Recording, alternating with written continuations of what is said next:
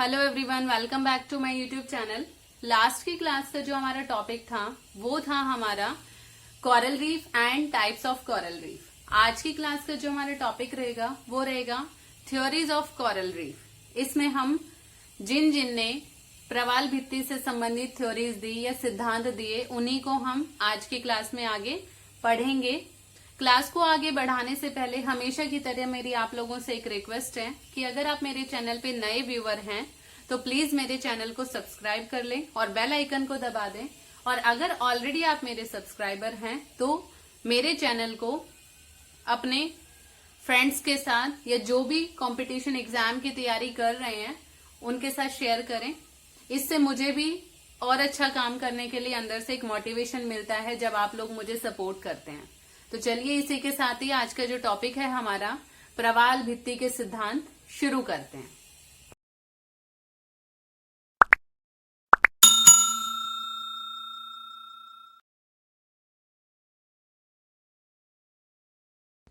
इसमें जो हमारी सबसे पहली थ्योरी दी वो दी चार्ल्स डार्विन ने। चार्ल्स डार्विन ने अपनी जो थ्योरी में बताया, क्या बताया? उन्होंने बताया कि कोरल रीफ्स की जो फॉर्मेशन होती है या कोरल रीफ का जो निर्माण होता है वो द्वीपों के तटीय भागों पर होता है। ये तो हम लास्ट क्लास में भी पढ़ चुके हैं। उसके आगे इन्होंने बताया कि कोई रीजन रहा होगा जिसकी वजह से ये जो द्वीप था, ये द्वीप है कोई, इस द्वीप का क्या हुआ होगा? द्वीप अवतलन।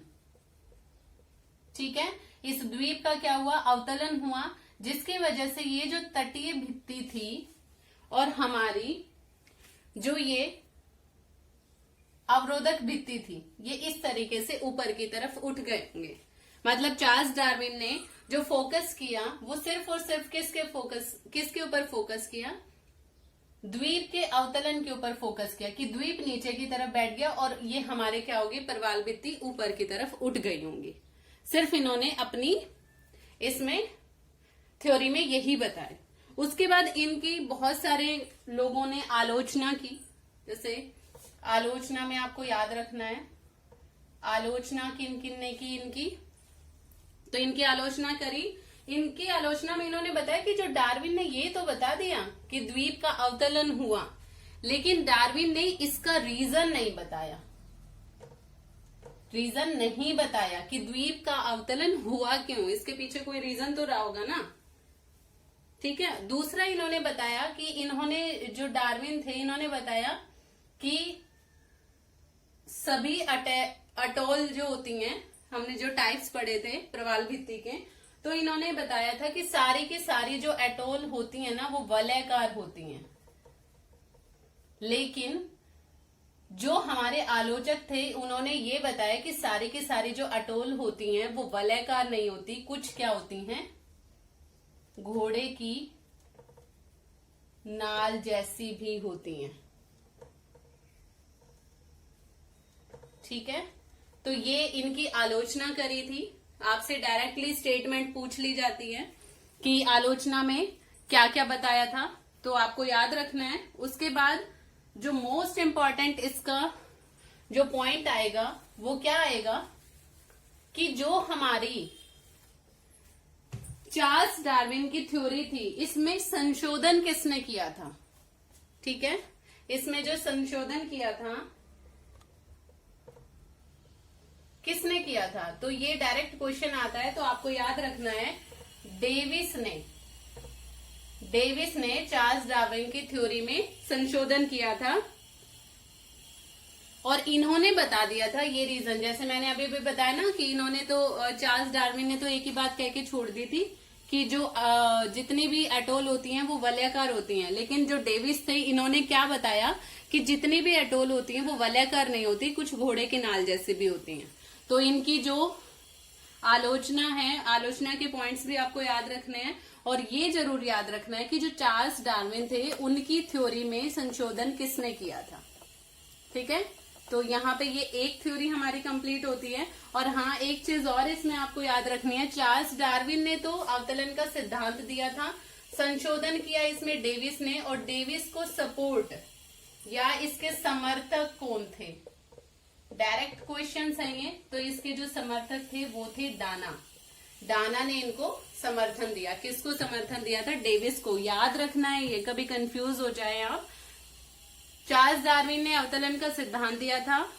अवतरण के सिद्धांत में चार्ल्स डार्विन के संशोधन किसने किया था? डेविस ने। और डेविस को समर्थन किसने दिया था? वो दिया था डाना ने। तो इस तरीके से ये हमारी चार्ल्स डार्विन की थ्योरी कंप्लीट होती है। इसके बाद हम नंबर 2 थ्योरी करेंगे। नंबर 2 पे जो हमारी थ्योरी आती है वो आती है मरे की। और जो मरे ने अपनी थ्योरी दी उसमें उन्होंने क्या बताया था? मरे का स्थिर स्थलखंड सिद्धांत। देखिए इसकी नाम से समझने की कोशिश करना।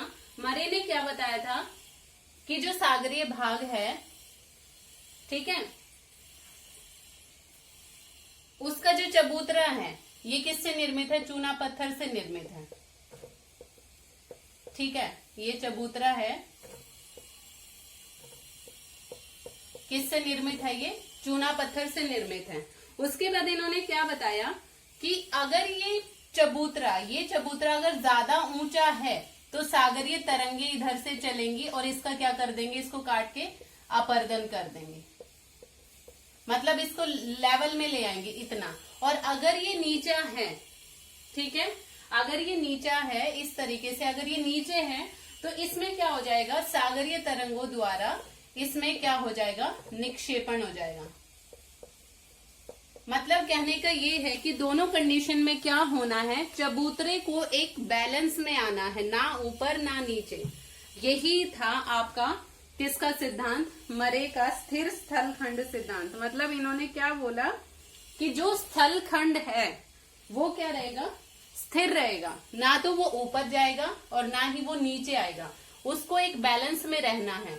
अगर ऊंचा है तो अपरदन करेंगे, अगर नीचा है तो निक्षेपण करेंगे। सिचुएशन क्या रहेगी? एज इट इज बनी रहेगी। इसमें भी क्वेश्चन यही आता है कि इनका जो समर्थन था वो किसने किया था? तो इसके समर्थक याद रखने आपको। इसके जो समर्थक थे किसके? मरे के। वो थे आपके आगासीज और गार्डिनर। आगासीज एंड गार्डिनर, ठीक है। तो इन दोनों ने क्या किया था? आपका जो मरे था उसका समर्थन किया था। तो यहां तक ये मरे का स्थिर स्थलखंड का सिद्धांत जो है कंप्लीट होता है। इसके बाद हम अपने नेक्स्ट थ्योरी पे चलते। नंबर 3 पे है हमारा डेली का हिमनद नियंत्रण सिद्धांत। हिमनद नियंत्रण सिद्धांत में क्या बताया इन्होंने? डेली ने किसकी बात करी है? हिमयुग की बात करी है। हिमयुग में आपको पता है कि जो पूरा का पूरा एरिया था वो किससे कवर हो गया था? बर्फ से, ठीक है, बर्फ से कवर हो गया था। तो डेली ने क्या बताया कि हिमयुग के दौरान जो हमारा सागर तल था वो कितने मीटर नीचे चला गया? 76 मीटर नीचे चला गया था। कौन? हमारा सागर तल। जो उसका पर्टिकुलर बेस था उस बेस से वो 76 मीटर नीचे चला गया था। अब कोई भी चीज नीचे चली जा रही है और हमें पता है जो हमारी प्रवाल भित्ति है या कोरल रीफ्स हैं वो किसमें ग्रोथ करती हैं? वाटर में। अब पानी नीचे चला गया, मान लो हमारी प्रवाल भित्ति यहाँ पे थी, अब पानी इतना नीचे चला गया तो ये जो प्रवाल है क्या वो जिंदा रहेंगी? पानी से ऊपर जैसे ही वो आएंगे ये सारी की सारी क्या करने लगी? मर गई, ठीक है।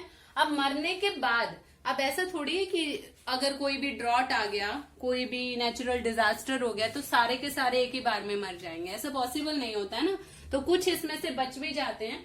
तो इन्होंने क्या बताया? कुछ इनमें से लेफ्ट रह गए जिन्होंने क्या किया? जब सिचुएशन नॉर्मल हुई, इन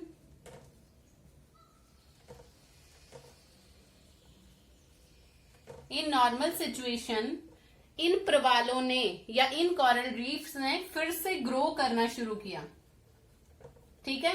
जैसे हिमयुग था, हिमयुग के दौरान तो क्या हुआ? बर्फ जमी हुई है, बर्फ जमी हुई है तो कोई भी काम नहीं हो पा रहा है, मतलब जो भी हमारे कोरल रीफ्स हैं वो मरे जा रहे हैं। लेकिन जैसे जैसे हिमयुग खत्म होना शुरू हुआ, जो एक आधे कोरल रीफ्स बचे हुए थे इन्होंने फिर से अपनी ग्रोथ करनी शुरू करी। और जैसे जैसे ग्रोथ करनी शुरू करी तो सिचुएशन वही आ गई कि किसी द्वीप के सहारे सारे तटीय भित्ति और वलयाकार भित्ति और अवरोधक भित्ति तीनों की फॉर्मेशन होने की स्टार्टिंग हो गई। तो ये जो हमारी थ्योरीज थी, ये किससे रिलेटेड थ्योरीज थी? हमारी प्रवाल भित्ति से रिलेटेड थ्योरीज थी कि किस किस तरीके से हमारे जो प्रवाल हैं वो ग्रोथ करते हैं। आई होप आपको समझ में आया होगा। मैंने अपनी तरफ से पूरी कोशिश करी है कि मैं आपको अच्छे से समझा पाऊं। फिर भी अगर कोई पॉइंट ऐसा है जिसमें आपको डाउट लगता है, नहीं समझ में आया, तो आप कमेंट बॉक्स में कमेंट करके मुझे बता सकते हैं। आज की क्लास के लिए इतना ही। मिलते हैं नेक्स्ट वीडियो में एक नेक्स्ट टॉपिक के साथ। Thank you so much.